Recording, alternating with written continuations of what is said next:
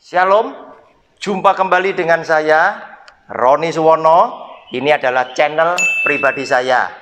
Sahabat yang saya kasih, Anda yang suka menonton video saya, jangan lupa like setiap kali menonton. Bagikan juga kepada sahabat-sahabat yang Anda cintai, agar semua sahabat-sahabat kita mendapat berkat yang sama. Beri komen yang sopan, komen yang membangun, dan tekan tombol loncengnya agar setiap Anda yang sudah menekan tombol loncengnya tidak pernah ketinggalan dari setiap video baru yang saya tayangkan lewat channel pribadi ini. Selamat menikmati. Shalom.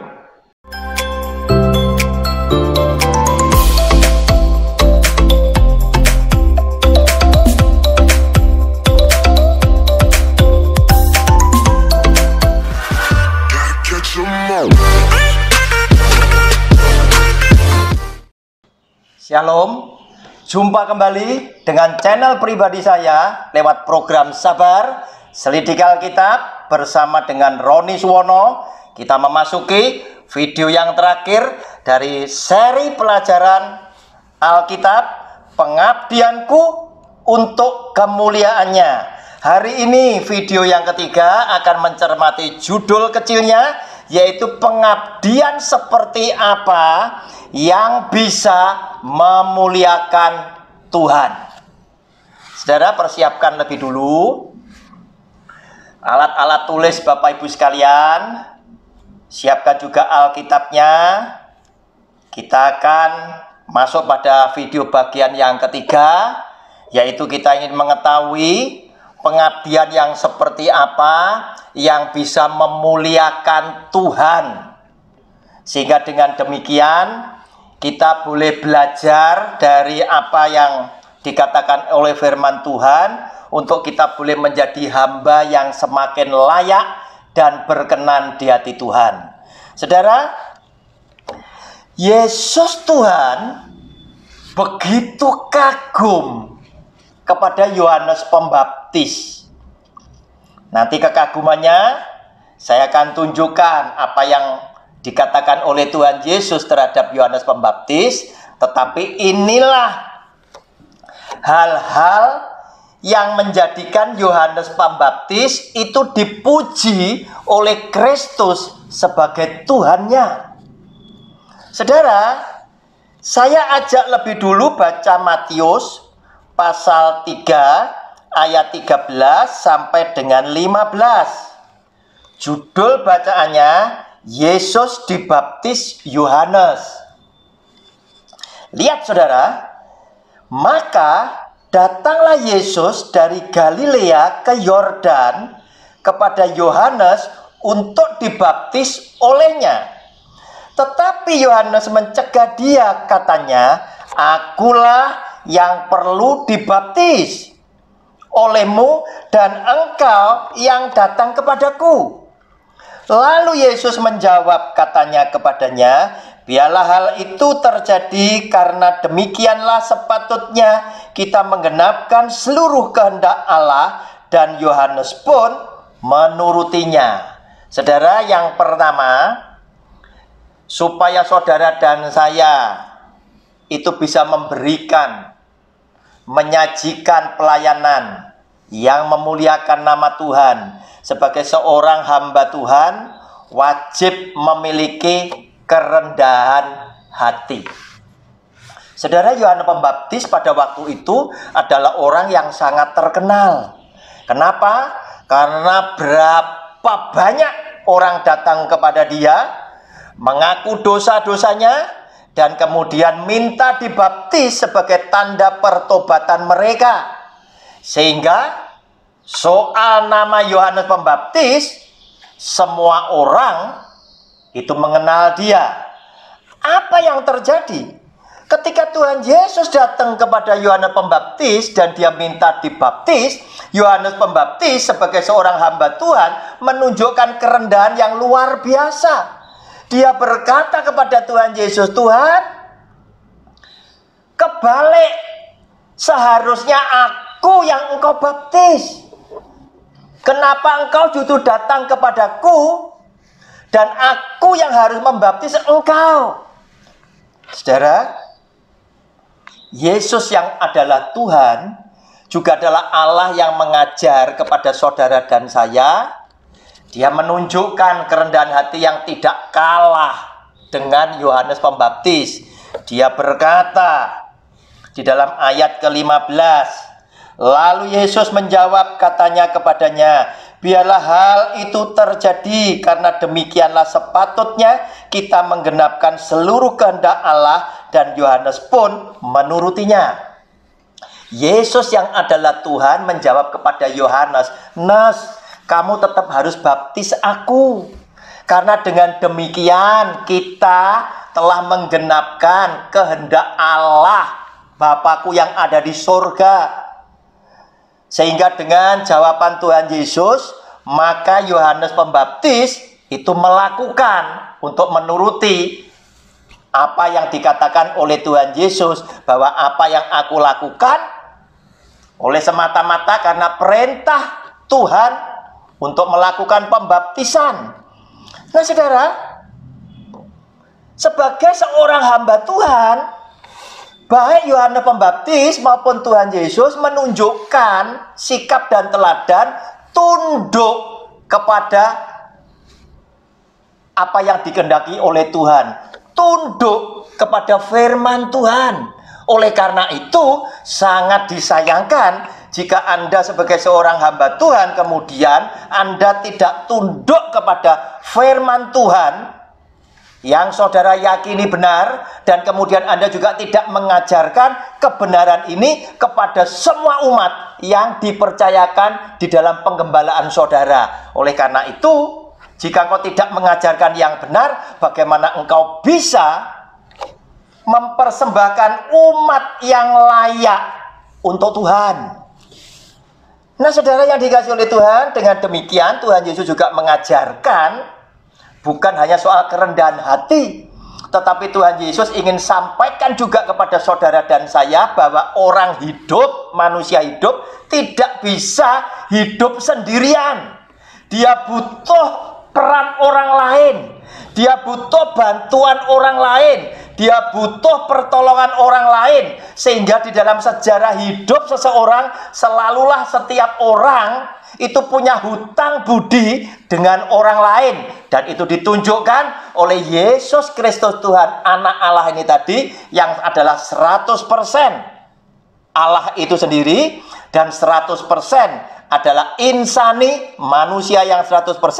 Dia tunjukkan bahwa aku butuh peran Yohanes Pembaptis untuk membaptis aku menggenapi perintah atau kehendak daripada Bapakku. Sehingga dengan demikian saudara, jika engkau menyadari apa yang sudah disampaikan di dalam firman Tuhan ini yang telah diteladankan oleh Tuhan Yesus, maka Anda dan saya mulai akan muncul benih-benih cinta kepada sesama yang lain, karena orang-orang lain itulah yang juga bisa menolong kehidupanku dan semakin menyadarkan kita bahwa kita ini juga butuh bantuan daripada orang lain. Sehingga dengan poin ini muncul poin yang kedua, bahwa manusia hidup, seorang pelayan Tuhan apalagi, tidak boleh sombong. Tidak boleh sombong. Teristimewa di zaman sekarang ketika media sosial menjadi ajang informasi, ajang memberitakan firman Tuhan. Jujur aja, persaingan yang tidak kentara sudah terjadi di sana. Jarang sekali mereka yang bersahabat dengan sangat baik. Kalau kita ngelihat di YouTube dan lain sebagainya, terkadang terjadi satu perdebatan, terkadang terjadi cemooh dan lain sebagainya dan lain sebagainya. Saudara, Yesus yang adalah Tuhan ingin menunjukkan kepada saudara dan saya, orang yang punya kerendahan hati pastilah orang yang tidak sombong. Dia yang adalah Tuhan, dia mau datang kepada Yohanes Pembaptis untuk minta supaya dia dibaptis demi menggenapi kehendak dari Bapaknya. Saudara, sudah ada 2 poin, kerendahan hati dan tidak sombong. Saudara, kita baca Yohanes pasal yang pertama, ayat 19 sampai dengan 23. Yohanes pasal yang pertama ayat 19 sampai ke 23. Kesaksian Yohanes tentang dirinya sendiri. Dan inilah kesaksian Yohanes ketika orang Yahudi dari Yerusalem mengutus beberapa imam dan orang-orang Lewi kepadanya untuk menanyakan dia, "Siapakah engkau?" Ia mengaku dan tidak berdusta, katanya, "Aku bukan Mesias." Lalu mereka bertanya kepadanya, "Kalau begitu, siapakah engkau? Elia?" Dan ia menjawab, "Bukan." "Engkaukah nabi yang akan datang?" Dan ia menjawab, "Bukan." Maka kata mereka kepadanya, "Siapakah engkau? Sebab kami harus memberi jawab kepada mereka yang mengutus kami. Apakah katamu tentang dirimu sendiri?" Jawabnya, "Akulah suara orang yang berseru-seru di padang gurun. Luruskanlah jalan Tuhan, seperti yang telah dikatakan Nabi Yesaya." Saudara, poin yang ketiga, seorang hamba Tuhan harus punya kejujuran. Nah saudara, orang-orang sedang kagum kepada Yohanes Pembaptis dan orang-orang datang untuk bertanya. Karena di dalam benak pikiran mereka, mungkin mereka sedang berpikir, jangan-jangan Yohanes Pembaptis ini adalah Mesias. Yohanes Pembaptis ini adalah Elia. Tetapi dengan kejujuran, Yohanes Pembaptis berkata, "Bukan, aku bukan itu. Tetapi aku adalah orang yang dinubuatkan oleh Nabi Yesaya. Akulah suara orang yang berseru-seru di padang gurun. Luruskanlah jalan Tuhan, seperti yang telah dikatakan Nabi Yesaya." Oleh karena dia dipakai mendahului Tuhan Yesus untuk mempersiapkan umatnya yang layak dipersembahkan kepada dia. Inilah tugas hidup Yohanes Pembaptis.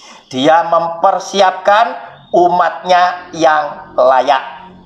Saudara, zaman sekarang ada banyak orang yang bersikap tidak jujur demi mencapai sebuah kesuksesan. Ada banyak orang rela tahu bahwa tidak jujur itu berdosa, tetapi sengaja dia perbuat demi sebuah popularitas.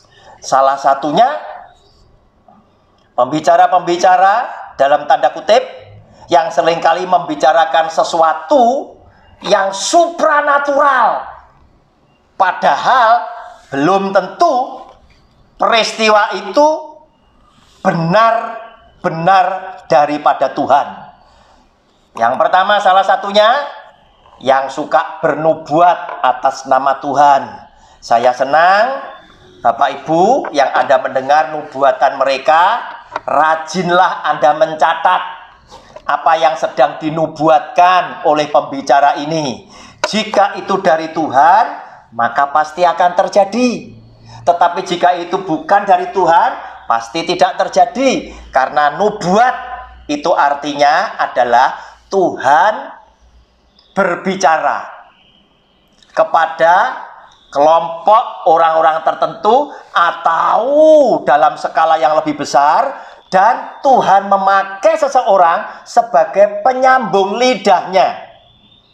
Nah, jika orang ini bernubuat atas nama Tuhan dan itu terjadi, kita boleh percaya bahwa orang ini benar. Tetapi jika dia tidak terjadi, berarti orang ini bohong. Kenapa? Karena Yesus Kristus Tuhan, firman Tuhan pun mengajar kepada saudara dan saya untuk menguji roh. Jangan mudah percaya, Tetapi ujilah roh-roh yang ada ini tadi. Betul tidak roh ini berasal daripada Tuhan, atau roh ini dari kuasa yang lain. Saudara yang dikasih oleh Tuhan, demikian pula ada banyak orang yang oleh karena mimpinya, entah itu benar entah itu tidak, seringkali disampaikan demi sebuah popularitas. Padahal apa yang terjadi jelas itu sangat bertolak belakang dengan firman Tuhan. Saudara, salah satunya ini. Saudara, Yohanes pasal 3 ayat ke-13 dikatakan di situ, tidak ada seorang pun yang telah naik ke surga selain daripada Dia yang telah turun dari surga, yaitu Anak Manusia. Saudara, kita kaget ketika ada beberapa hamba Tuhan yang berkata, dia diajak oleh Tuhan naik ke surga. Bahkan bukan cuma satu kali, bisa berkali-kali dengan waktu yang berbeda. Saudara, kita jadi bertanya, Tuhan, apakah firman-Mu ini masih berlaku? Bahwa ternyata tidak ada seorang pun yang telah naik ke surga selain daripada Dia yang telah turun dari surga, yaitu Anak Manusia. Oleh karena itu, saudara, ujilah semua apa yang dikatakan oleh pembicara siapapun. Jangan mudah saudara percaya sebelum saudara mencocokkan dengan Alkitab, yaitu firman Tuhan. Saudara yang dikasih oleh Tuhan, kita lihat lagi Yohanes pasal yang pertama, ayatnya yang ke-24 sampai dengan 28. Dan di antara orang-orang yang diutus itu ada beberapa orang Farisi. Mereka bertanya kepadanya, katanya, mengapakah engkau membaptis jikalau engkau bukan Mesias, bukan Elia, dan bukan nabi yang akan datang? Yohanes menjawab mereka, katanya, aku membaptis dengan air, tetapi di tengah-tengah kamu berdiri Dia yang tidak kamu kenal, yaitu Dia yang datang kemudian daripadaku, membuka tali kasutnya pun aku tidak layak. Hal itu terjadi di Betania yang di seberang sungai Yordan, di mana Yohanes membaptis. Saudara, kejujuran adalah salah satu yang menimbulkan Tuhan itu suka kepada saudara dan saya. Keberadaan saudara walaupun tidak lebih hebat daripada orang lain, tapi belum tentu engkau tidak memberikan persembahan yang lebih berarti dibandingkan dengan orang yang lebih terkenal. Oleh karena Tuhan berkata, aku adalah Allah yang melihat kepada hati. Dan Tuhan berkata kepada Petrus dan teman-teman, sesungguhnya janda itu telah mempersembahkan persembahan yang lebih besar dibandingkan dengan semua orang kaya yang memasukkan persembahan ke dalam kotak peti persembahan itu. Nah, saudara, kacamata Tuhan itu adalah kacamata yang berbeda dengan kita sebagai manusia.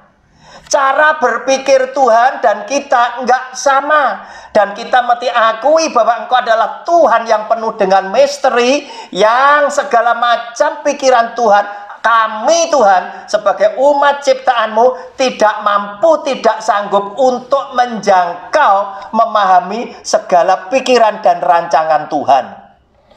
Oleh karena itu, saudara,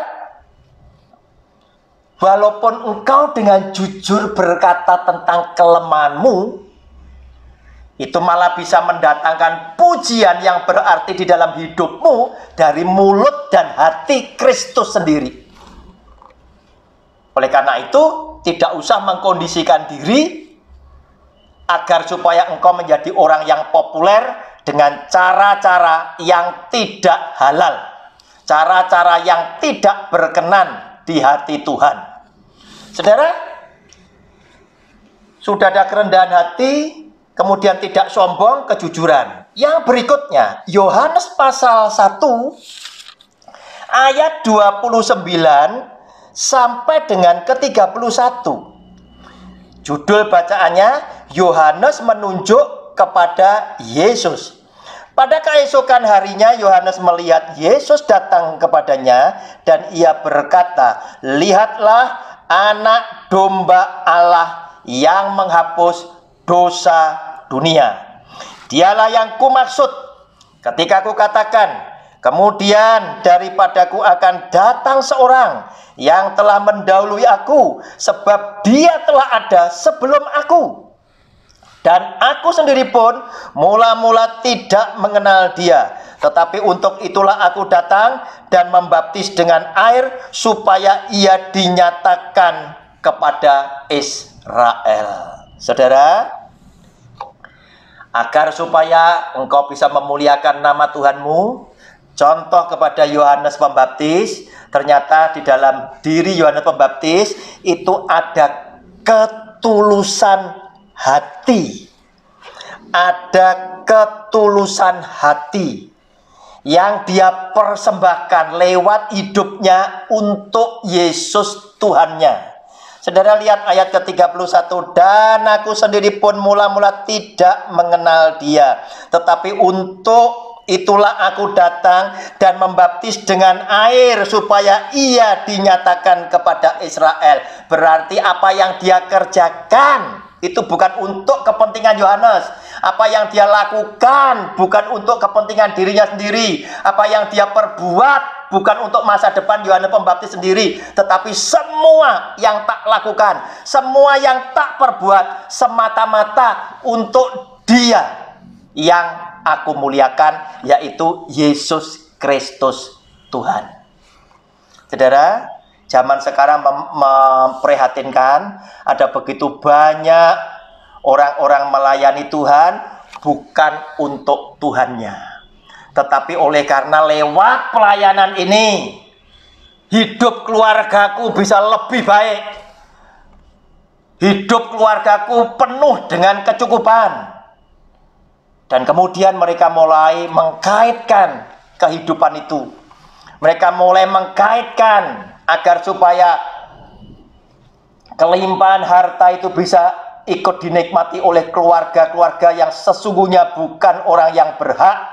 Dengan mereka mulai berkata, "Bukankah Tuhan kita adalah Allah yang kaya? Jika Dia adalah Allah yang kaya, kita sebagai anak Tuhan otomatis kita adalah ahli warisnya. Maka kita pun boleh menikmati kekayaan yang Tuhan berikan." Saudara, saya mau sampaikan kepada Anda, kepada siapa Anda bisa disamakan.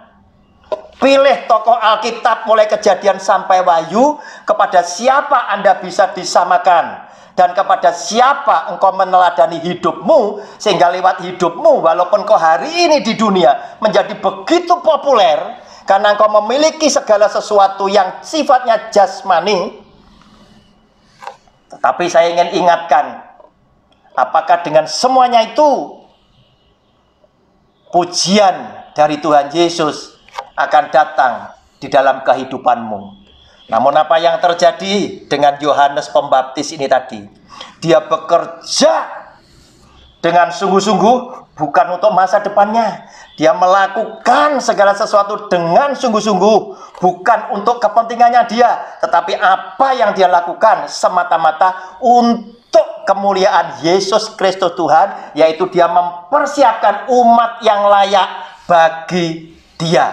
Sehingga dengan demikian Yesus Kristus Tuhan begitu mengagumi Yohanes Pembaptis, dan Yohanes Pembaptis dijadikan sebagai salah satu role model, seorang hamba Tuhan yang pengabdiannya itu memuliakan nama Dia, yang pengabdiannya itu mengagumkan hati Dia, yang pengabdiannya itu boleh menjadi contoh buat saudara dan saya. Dan dia katakan di dalam Matius pasal yang ke-11, Bapak Ibu boleh catat sebagai penutup khotbah saya, Matius pasal 11 ayat yang ke-11 ini keluar langsung dari mulut Tuhan Yesus, karena segala sikap kerendahan hati dari Yohanes Pembaptis, segala jerih lelah Yohanes Pembaptis, sampai dengan Yohanes Pembaptis itu dipenjara dan dia mati di penggal lehernya, dia tetap setia kepada Tuhan Yesus, sehingga keluarlah firman Tuhan ini sebagai bentuk apresiasi, sebagai bentuk penghargaan Kristus kepada seorang hamba Tuhan yang pengabdiannya telah memuliakan dia, di mana dia berkata, "Aku berkata kepadamu, sesungguhnya di antara mereka yang dilahirkan oleh perempuan tidak pernah tampil seorang yang lebih besar daripada Yohanes Pembaptis.